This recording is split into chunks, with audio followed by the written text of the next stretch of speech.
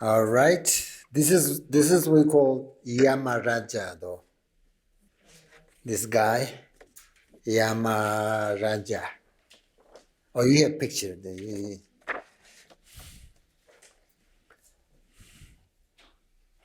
We will see him one day. I don't know when. Is he the Lord of Death? Yep.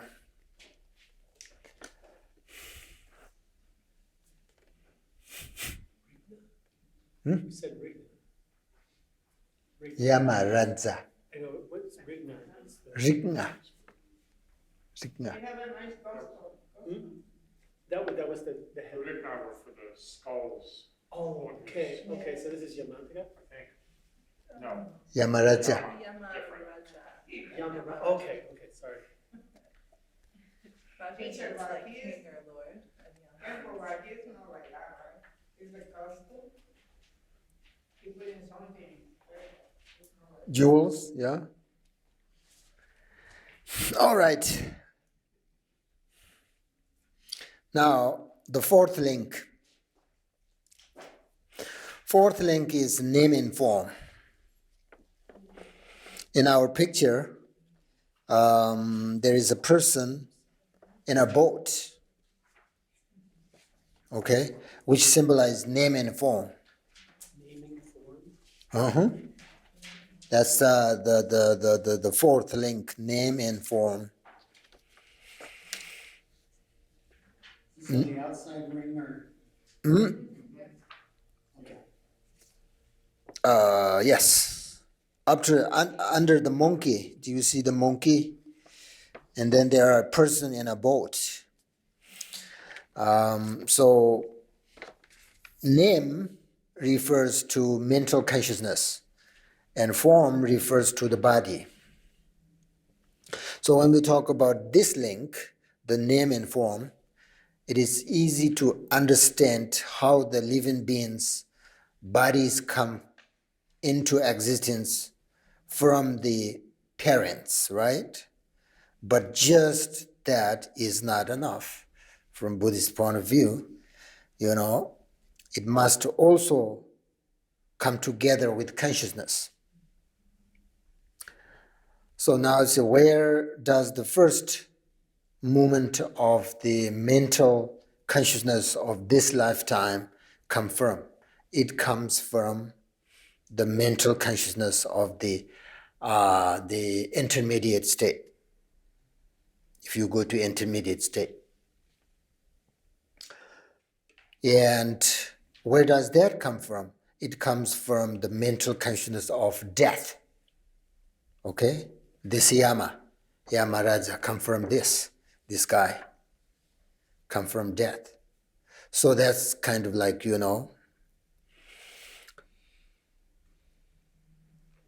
So after the consciousness has entered the mother's womb, the name and form will manifest. When name and form have manifested, then the fifth link of the six sense organs arise. Jimchit took in Tibet, six sense organs. So we have a picture here, that empty house with six windows. You don't see the six windows, but it has six windows. This symbolizing the six internal senses, like, eye, ear, nose, etc. So these six sense organs are like an empty house, okay? Because they're meaningless without an object. It's like empty house, nothing. For the six sense organs, there are also six outer objects, right? And six inner senses bases. So it is with the six senses that we will be able to perceive the inner and outer objects. Once it reaches the seventh link, which is the contact, okay? Sixth link is the contact. The six sense organs generate contact. So therefore, there is a picture, a man and woman touching. You see? This symbolizes the coming together of an object, a sense organ, and a movement of consciousness. So contact is the link between the fifth and the seventh links.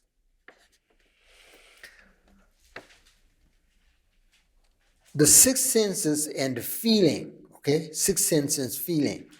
Without any contact between the six senses and some sorts of object, no feeling can arise. In order to have contact, we must have the meeting of the sense sources, form and consciousness. For instance, our eye consciousness has contact with an object, then a feeling about that object can arise, right? Then we can make decision about things like good or bad, based on this contact and feelings. Beautiful or ugly, happiness or suffering, all of that. Okay, you see. So this contact generates feeling. Without a contact, there is no feeling. I told you, remember, this morning? So there, each link, the last link comes from the first link, the previous link. So for instance, here, if there is no contact, there is no feeling. So therefore, the seventh link is a feeling, okay? And it comes from contact. You see, there is a picture of a person. It doesn't clear it, but it's actually the picture, the person with an arrow in his eyes. Okay? Symbolizing feeling. Symbolizing feeling.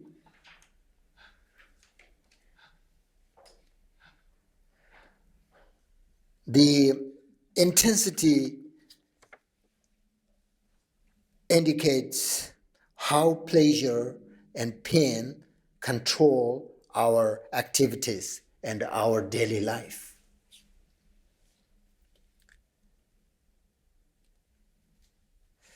Okay? So the contact link provides the conditions for the development of one of the three types of feelings. Okay? Now when we talk in here, feeling, we're talking about happiness, right? Happiness, suffering, or equanimity, which is we like what we feel, we don't like it, or we are in between, in neutral, right? So that's feeling has three different feelings. When we talk about feeling, in arrow in somebody's eyes, oh my God, that would be very painful, right? So that's suffering. So feeling, three different feelings. And then the eighth link of craving is depend on feeling. Okay? Contact and feeling, these two links generate craving. Okay? It is symbolized by a group of people, you see? There are only three people. So group of people having a party. Okay? So this image refers to our desire to hold onto pleasure. Craving happens when we want to keep what we like and are attached to it. So this is like a person who drinks like, alcohol, but is never satisfied. This link, no matter how much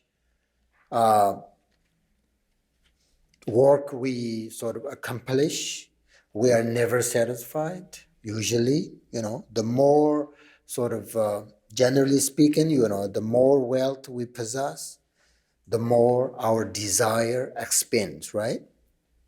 Because this link, this craving or attachment.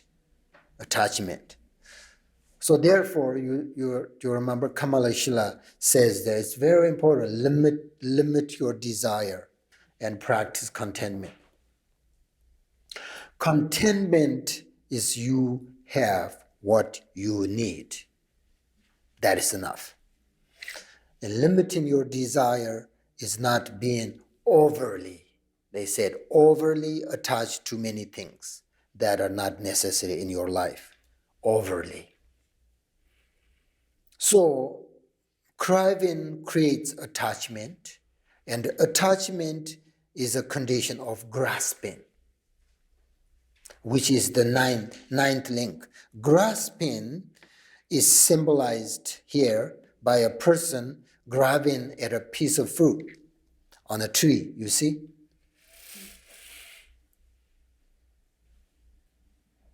So grasping comes from craving.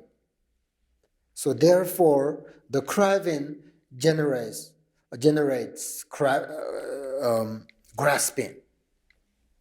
Grasping is an increase of attachment and includes strong sort of clinging to pleasures, views, beliefs, and idea of self, and as well as bad views, greed, hatred, ignorance, all of that. So actually, there are 4 kinds of grasping, all of which cause suffering.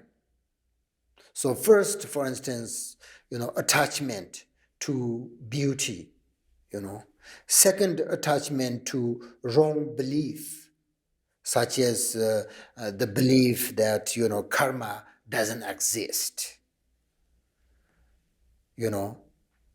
Future life doesn't exist.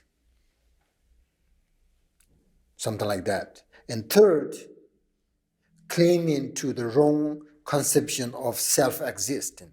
I, for example, my religion, your religion, that creates we and you. And that is based of conflict and dislike. Then we fight over religion. Because you, me, that's the same thing. This is mine, this is yours. Then we fight over that. Clinging to the wrong thing. Self-existent, like I. And then fourth, holding the belief that non-virtuous, such as, believing that sacrificing living beings is a pure method of receiving liberation. Some religions, they have that, right? Or some religions that you offer somebody's life to their holy beings, then you will get, you purified your negative things. According to Buddhism, that is wrong view.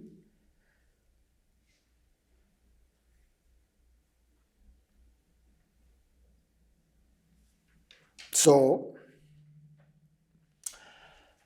grasping. And the next, the 10th link is becoming. Okay? So now, grasping generates becoming, or getting ready to give rise to the next life. Grasping. And here it's symbolized by a pregnant woman. And becoming is made of physical, verbal, and mental actions from our past, which influence our future rebirths. And craving and grasping that occurs in the 5 aggregates of the body activate the karmic imprint of becoming. So which is powerful enough to become the future rebirth. Without becoming, there would be no birth. And here also there are four kinds of becoming, all under the control of cause and karma, if you are not bodhisattvas. So therefore, there are the becoming of rebirth, the becoming of death, the becoming of intermediate state, and the becoming of life. Becoming generates rebirth. Here, rebirth is the 11th link, okay? So the picture shows a woman giving birth.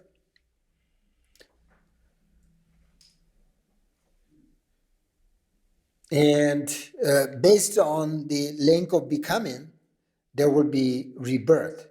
Birth generates old age and death.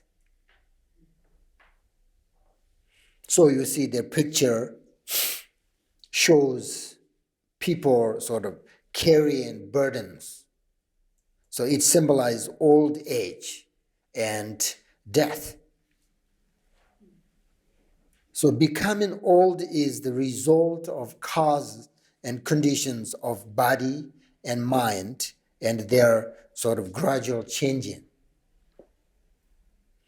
And then old age generates death, right?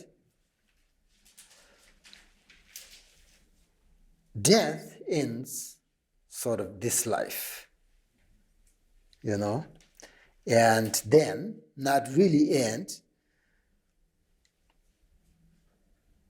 start next life. So after death, our body and consciousness separate, right? Buddhist point of view, our body and consciousness separate, and then consciousness enters the bardo, the intermediate state, the realm between death and rebirth. That's what we call the intermediate state. And this time, it has own body, okay? But the body is not sort of made of the same sort of gross elements as ours this time. Therefore, intermediate beings do not have sort of physical, like gross form that we do. They have a subtle sort of energy, called they call the wind, wind, which is very different from ours. And they're wandering here and there by the force of karma until they finally find a place of rebirth. So after a certain sort of period in the bardo state, they take rebirth in accordance with their cause and karma. Because again, there is a habitual patterns. So which they follow a strong habitual. So here are many different realms into which they can take rebirth. And each of these has its own karma, cause and conditions, right? For example, to be born as a human being, our future, for instance, our future parents must have a relationship, and also they must have a karmic connection with the bardo being, this intermediate being, And there are so many other like cause and conditions, in order to becoming, next life. So according to Buddhism, our current life is a result of the past, right? And our future life, therefore, depends on how we conduct ourselves right now. So that's why I think the most important practice is, cultivating bodhicitta. Cultivating bodhicitta is the one of the principal thing that make our lives meaningful, and uh, and it's also like it's the foundation of good heart, a kind heart. So that's pretty much it. Now that this 12 links and understand how one causes in next, So it's think about it, and also, we can look at them in a different way. We can break this down into three lives. I forgot. There is a picture, about these things. For instance, ignorance, first link, ignorance and action. The first two links are the causes of our past life, right? And then the next 5 links, which is consciousness up to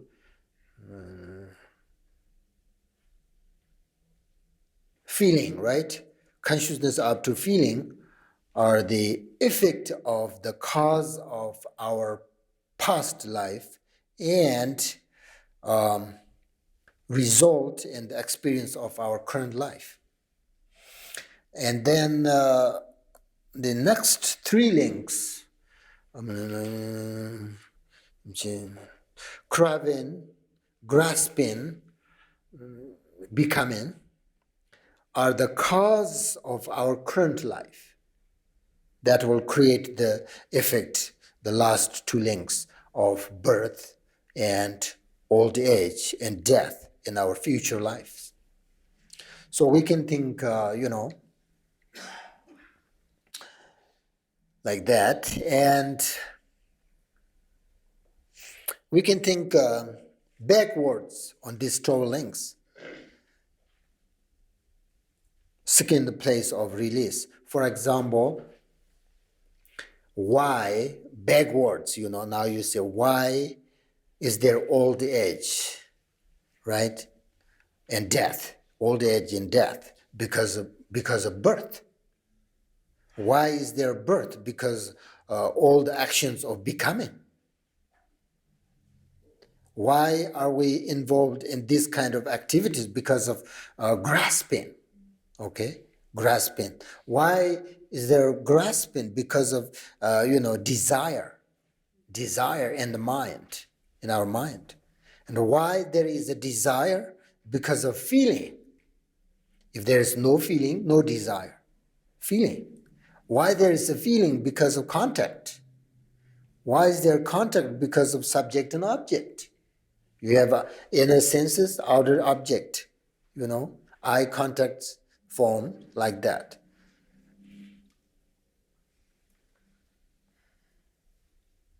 And when there is ignorance in the mind, then all of this, these links arise one after another. So, as a practitioner of Buddhism in this life, we have right now the opportunity to transform our ignorance. You see, today we're talking about this the will of life, but you see, the main problem, the root of this cause of this will of life is self-centered and ignorance. Actually, ignorance. So right now we have opportunity, to abandon or transform our ignorance. And this is like, how, the Hinayana, the Parthika Buddhas, they practice this way, they go to a cemetery, and then they see, the bones of death in the here. Sometimes there is here in Tibet. You don't know here. You don't have that. But in Tibet, if you go to cemeteries, you can see people's bones, hairs, all of that, right? And then they think.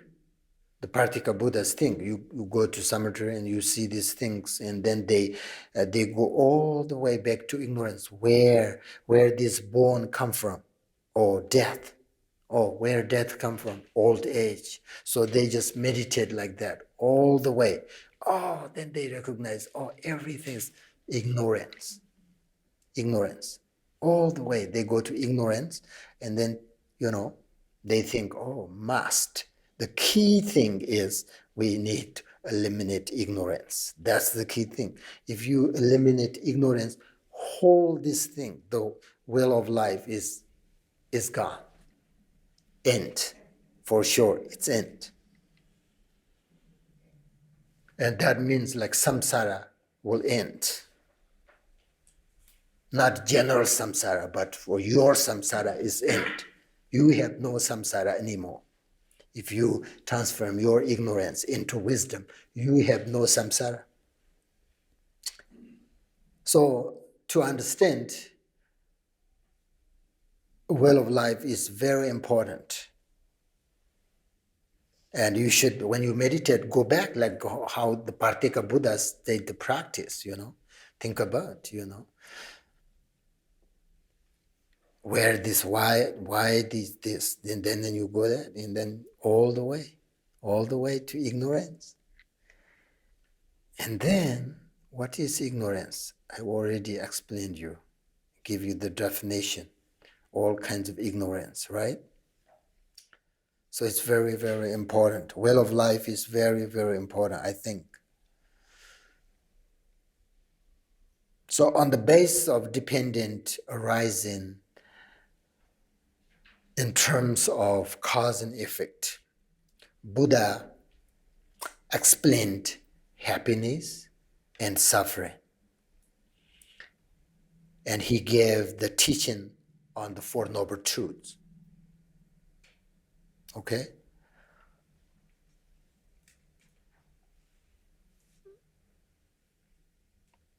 So this is the will of life. It's about 12 links. If you want to understand more sort of, in detail about your life, then what? You need to practice Four Noble Truths. That's the thing. Buddha gave, the teachings on Four Noble Truths. And the 12 links of dependent arising give the explanation on the nature of cause and effect. So, this is very important because we are all go through this process of sort of, repeatedly around and around. Birth, age, old age, death, intermediate state, and rebirth. That's it. That's it. There's no end, no beginning.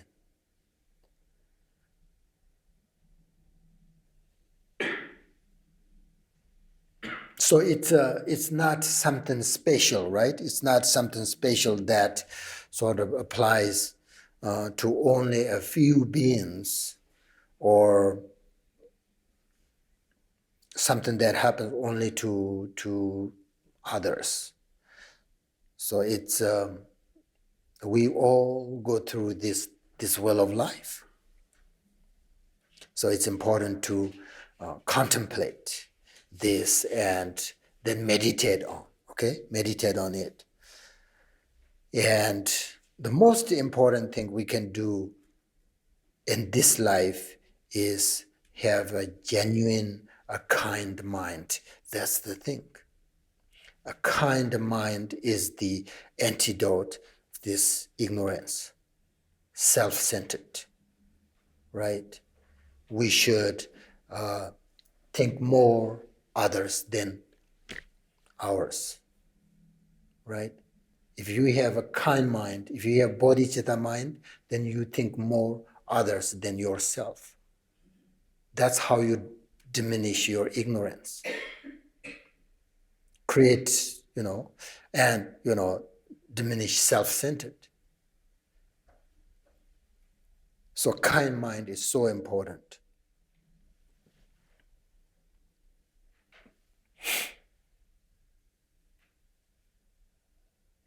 So everything is here today is about ignorance, and then the antidote, ignorance, kind mind.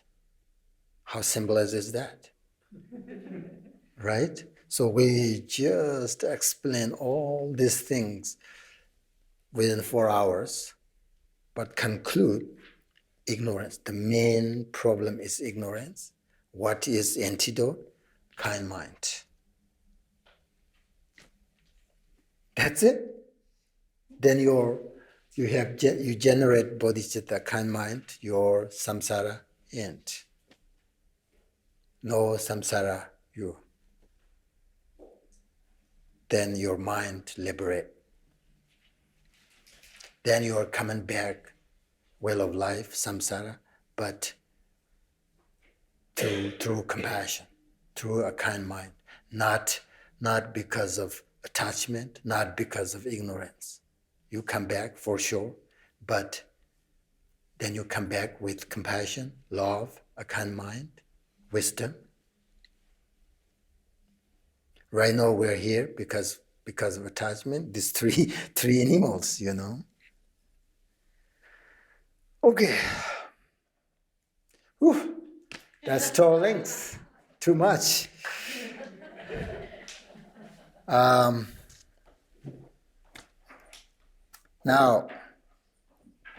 again, we'll finish omohundro, mantra. Meditate. Mantra is very useful because we need to. The omahons actually represent Buddha's bodhisattvas, body, speech, and mind, right? So when you practice Guru Yoga, remember the omahon, so important. Practice, meditate omahon. It's very useful.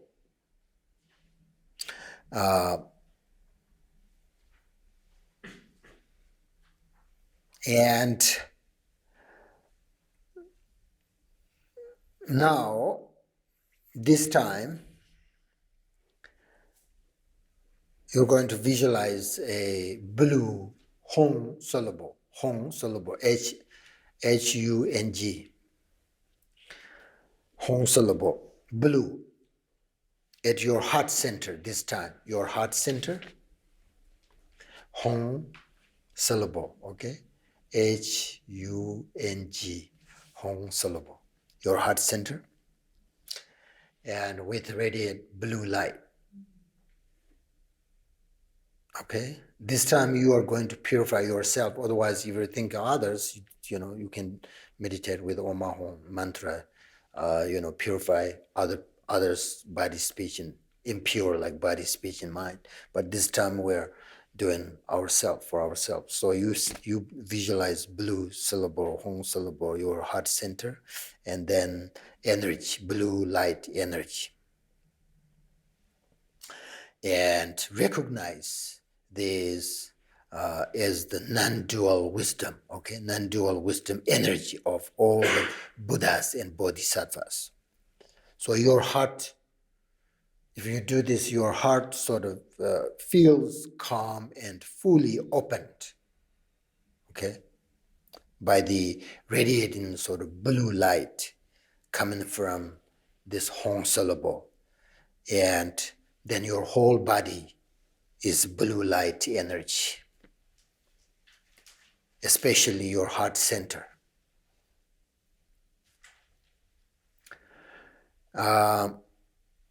And then you do this like the light sort of radiates and fills your entire body and a feeling of sort of great bliss with this energy, okay? In this way, when you are focused on the syllable and light, and your concentration is directed towards looking at your essence of your mind, okay? If you do this, then you're very calm because there is no sort of room for other thoughts. So, do that and try not to let anything come, into your heart, your mind. If your thoughts arise, you rest, relax, try to, don't follow, and then visualize Hong syllable. Try to feel the energy, great bliss, and then you relax, focus on your mind, aware of your awareness. That's meditation, okay? For a few minutes, please.